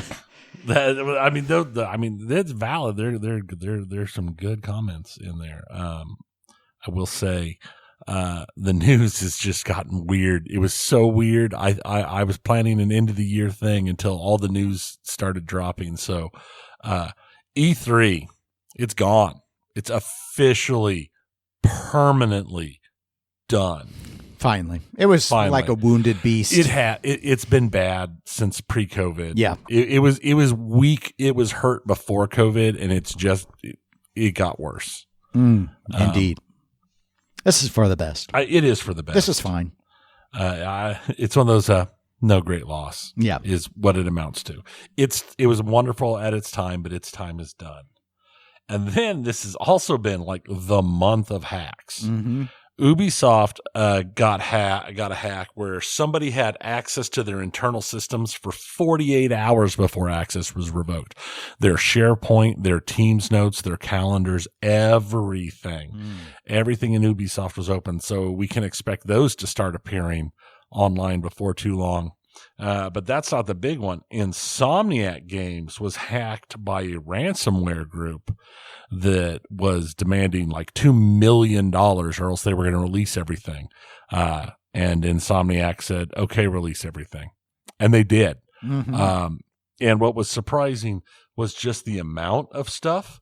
It included a project roadmap for the next 10 years, including game budgets and their revenue sharing plans for the Marvel licensing deal they have, which is apparently quite hefty. Mm-hmm. Wolverine. Yes. Wolverine was leaked, including like playable early build stuff being released into the wild of Wolverine, in addition to video notes, game ideas. And what I felt was the most interesting of it all was it included some Sony documents, some slides laying out their concerns for the Microsoft Activision Blizzard buyout, causing Xbox to leapfrog PlayStation in the coming years. And it includes Sony describing their own pillars as dated and behind the competition. Mm-hmm.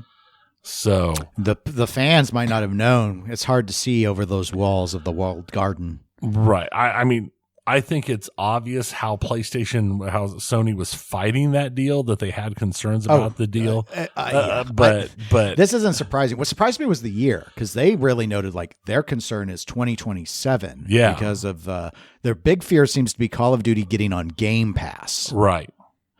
Because they don't have their version of Game Pass. And in the slides and documents released, it included their own section where they talked about how they don't see how it's financially capable to do something like that.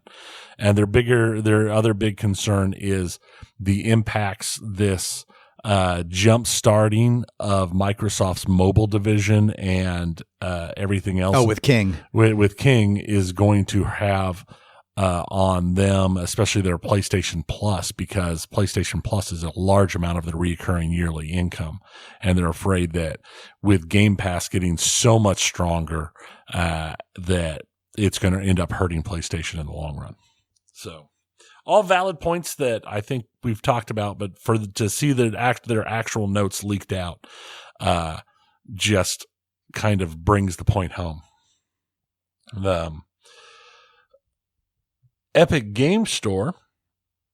Epic Game Store changed their rules to allow adult-themed games, provided the adult themes is that they're on the blockchain, because the ESRB puts any game that is on the blockchain is automatically rated as mature.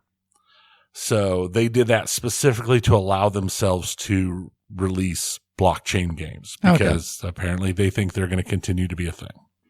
What about the Sony announcement regarding Discovery licensing agreements? Yeah, this is one of those weird items that came up and vanished in the 2 weeks since our last episode. Because I don't know much of anything about this, but I see it in here.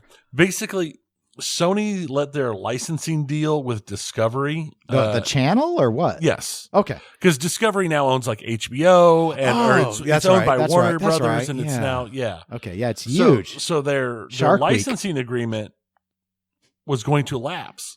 And because of how it was written, everybody who had purchased any Discovery-based content, which now is Warner Brothers and all sorts of stuff, through the PlayStation Store, that was all going to be deleted at the end of December. And the outcry was huge. Fans were obviously angry because they purchased this stuff and then to say, oh, well, we're going to delete it because we lost our licensing agreement. Was a huge thing. And I'll be honest, that is a hit I don't know that Sony could take after this year with all their other concerns that we just talked about. But so they went ahead and they did get that license deal re-signed. So they announced that they updated it and that content will be available and safe for the next 30 months. So not quite permanent, but yay. But yeah, it's something. But I mean, that's that would have been a really bad blow for Sony because the outrage over that was huge, which surprised me mainly because I did not realize so many people bought stuff like that on PlayStation. Yeah, I never really thought about it. I mean, it's not what I would have thought. Steam has put out a wonderful update to the Steam client. Just came out on their latest beta. It will allow you to mark games as private, so they will not appear anywhere where they can be viewed by other people. So they won't appear. I am amazed it took this long. That was my shocking point. I'm like, how did it take Steam out this long before they decided that maybe people didn't necessarily want to have all of their games show up everywhere? Because especially since Steam, unlike Epic Game Store, completely has no problem with just straight up porno games. I mean, they are out there, but so now, and they've even set it up so that you can hide it from the website. You can hide it from the game or from the Steam client. Or when you purchase the game, there's a checkbox you can click to instantly mark it private so it never appears for even a microsecond in your account. It won't even show up in your Discord? And it won't show up in your Discord. I mean, I will admit, I have seen some people who had their games showing on Discord playing that it's like, yeah, good on you for being comfortable enough in who you are to share that game in publicly, just that you're in it right now. Right now, you're sitting on Discord and playing that game. Good for you. I mean, I'm sure They're playing Happy Fap for the plot. Yeah, that's why. That's definitely what it is. I will admit, one of the funniest things is there is a streamer I follow, and he has no qualms about talking about playing some of those games. But he does the reviews, and it is hilarious that he will review the game like on Steam, and his review will be, I really need a fourth hand for this game. Oh, Steam. Just don't huff the fumes while you do it. Just do not huff the fumes. No surprise, because we knew it was coming. The 29th of December, so 5 days from now, is Bobby Kotick's last day at Activision Blizzard. Bye-bye, Bobby. Bye-bye, Bobby. Bye-bye now. So, I'm sure he's heartbroken as he walks away with his incredibly huge, I think it was like 40 some odd million, I think is what his walk away is. He'll be all right. Yeah, I think he'll be okay. PS5 announced that there have been over 50 million of those consoles sold. So considering how hard it was to get PS5s, I'm impressed that they've gotten those numbers out. And then, like, our big bugaboo for the last 2 years, really, something we've talked about in video gaming. There was a time, it felt like all of 2022, you had an update practically every week, every episode. Yeah, or every episode there was an update to the Activision Blizzard sexual discrimination lawsuit, and it's over. It was settled out of court for $56 million. Oh, okay. The comments, by agreeing to the settlement, the CCRD, that's the California Civil Rights Department that brought the suit, case against Blizzard Activision, will be withdrawn from with the former agreeing publicly that no court or any independent investigation has substantiated any allegations of systematic or widespread sexual harassment at Activision Blizzard. Furthermore, the settlement dismisses the claim that Activision Blizzard senior executives ignored, condoned, or tolerated a culture of systematic harassment, retaliation, or discrimination. So basically, nothing to see here. They paid $56 million, and then they get a report that says you didn't do anything wrong. Yes. Wow. That's what it is. Wow. Welcome to settlements for major companies. The settlement is going to be shared between all of the claimants named in the suit after pulling $9.1 million out for the legal fees. Okay. Well, so I'm going to say, in all honesty, this is a huge win for Activision Blizzard. I mean, they settled for a reason. And I suppose the claimants, I don't remember how many there were, but will get, I mean, they do get funding. But yeah, Activision gets to ultimately say, yeah, no, we had nothing systemic. Right. Ignore that $56 million.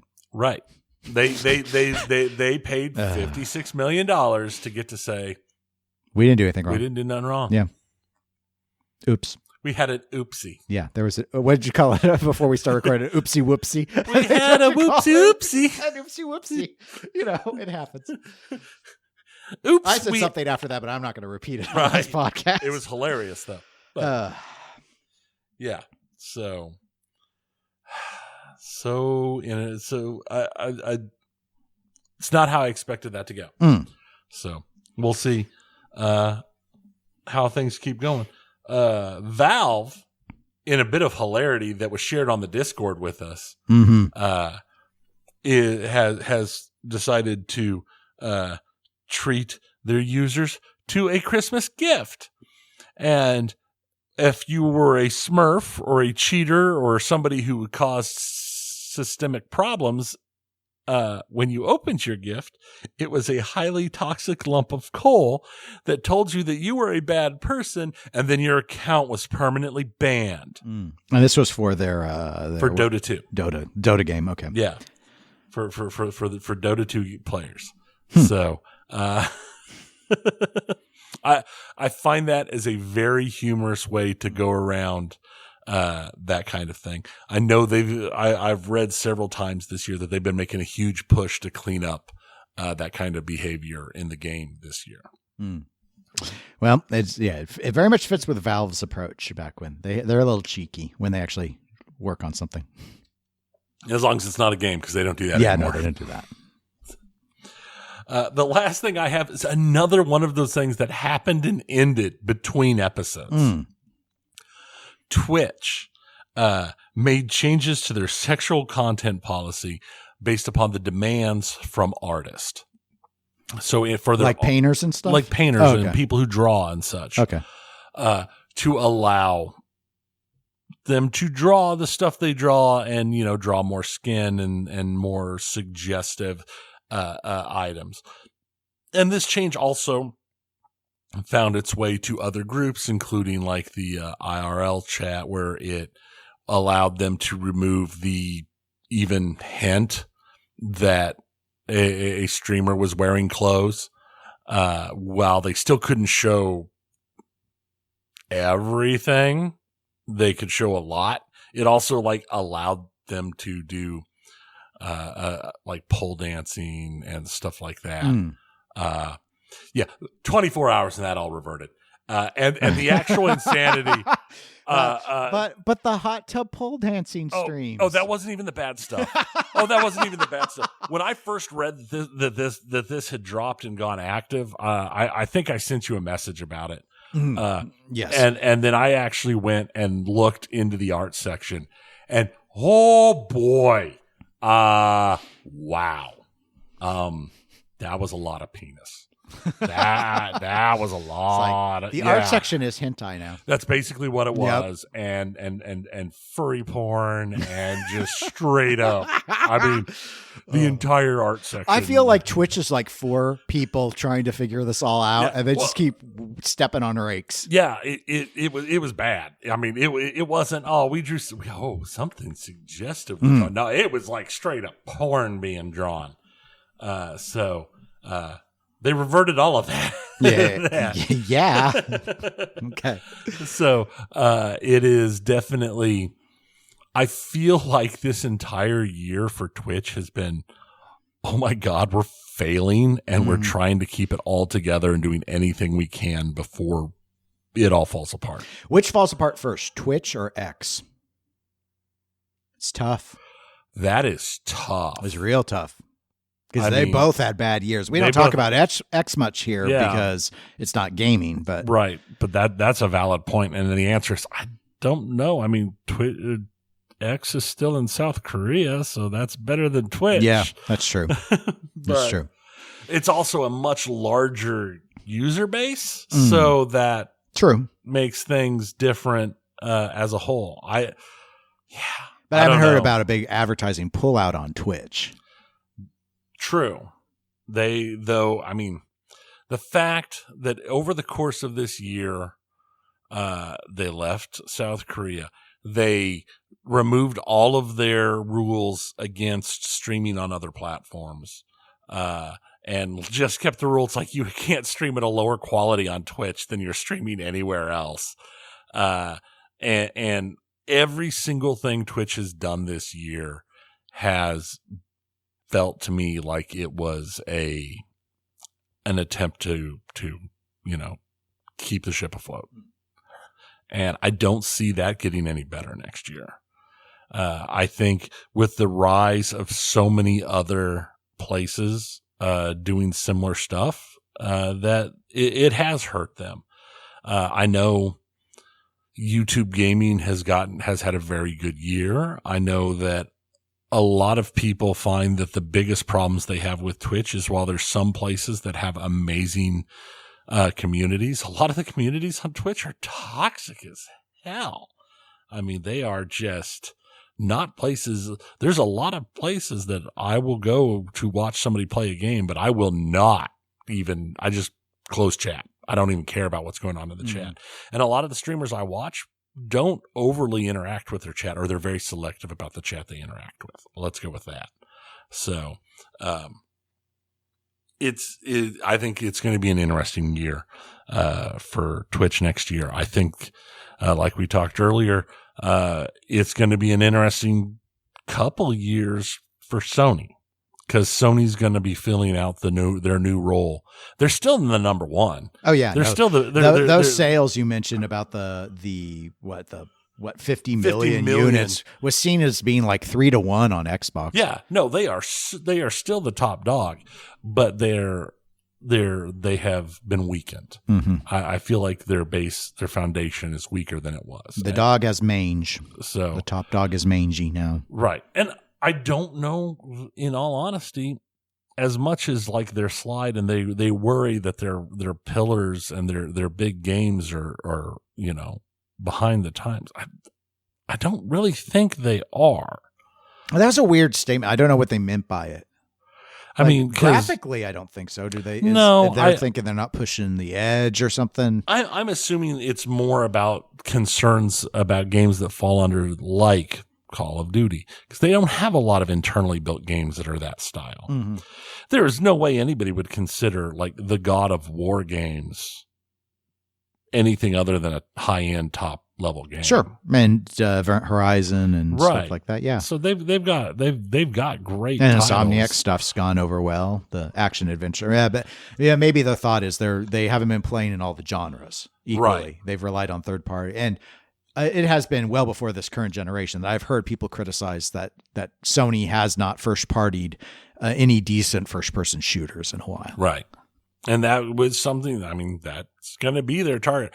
My guess is they're going to snap up a studio that does solid FPSs. Well, I mean, they have their deal with Bungie. I thought that was the logic.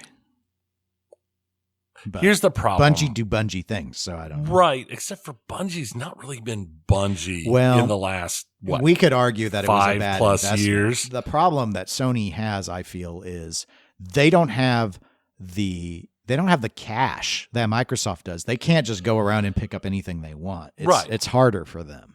So, oh yeah, because like the Activision Blizzard settlement is 100% Microsoft says, we're the boss now and we're done dealing with this. Here's the offer. Mm-hmm. That's what that was. That's not Activision Blizzard. That is Microsoft money closing the problem. Microsoft doesn't want to have to carry that baggage. They want it to be under the Microsoft authority. It's probably the reason why it was always obvious Bobby couldn't stick around after they were in. Mm-hmm. It's like they don't want that reputation with him. Right. So that's the whole thing there. That was Microsoft closed that problem, because as far as Microsoft, with the sale going through this year, as far as Microsoft is going to act, it's their baby going forward starting next year. So they are closing the loose ends and tying the knots. Yeah, I'm hoping we start seeing, because, as longtime Blizzard fans, I'm really hoping Microsoft gets it back to a place where it's, it used to be a very reputable brand. And so, and while I've seen their moderation teams and stuff do better than they were a few years ago, there's still the taint of being tied to Activision and all that. And so I'm hoping that we see not just the improvements in the communities, but also improvement in the games. Like, again, the notation of how disappointing to a lot of people Diablo 4 has been. Like, fix it. No Man's Sky it. Yeah. Look at what they're trying to do with Starfield. Exactly. Just like once upon a time, Blizzard was the company that was known for, it'll be done when it's done. Mm-hmm. They wouldn't release a game until they were happy with it, no matter if it took an extra amount of time. Yeah, they had the reputation that Rockstar had. Yeah. They just did a different style of game, but now they don't. Right. It's sad. So, well, that was a lot. Holy cow. Yeah. Well, folks, Happy New Year, because we won't be back until after the New Year, because it's how math works on time. Correct. But if you want to reach out to us before the new year, you can email us, eclecticgamerspodcast@gmail.com, or you can go to facebook.com/eclecticgamerspodcast. If you want to support the channel, we do have a Patreon, patreon.com/eclectic_gamers. You can support us for as low as $1 a month, and we greatly appreciate that. We're available on Twitch and Instagram as eclectic_gamers. And so we will see you in 2024 with all the latest happenings in pinball and video games. Will there be a shark pinball announcement? My sources say yes. My sources say yes. It's not Jaws though. It's what was the other Megalodon? Megalodon. Yes. Is that that's the Jason Statham one? Yes. Yeah. The Meg. Did you see it? I never saw it. Oh, it's so lame. Watch it if you get a chance. It's funny. It's funny. I did rewatch recently, like last week. I rewatched The Core. I love the core. The core, it's just the dumbest movie is. of I all love time, and it's so good because it's dumb. So go watch the core this weekend if you haven't seen it yet, or during the week. During our next 2 weeks, you guys have an assignment. Watch the core. I want the core pinball, and there's a mode where all of the call-outs are just that guy recording into the tape recorder in that monotone. Oh, Stanley Tucci? Yeah, Stanley Tucci doing the thing. Yeah. It's like, oh, the humanity of the ball bouncing through the spinner. What does this mean for our future? The world wonders. All right. Well, we'll be back then. But until the next episode, my name is Dennis. I'm Tony. Goodbye. See ya.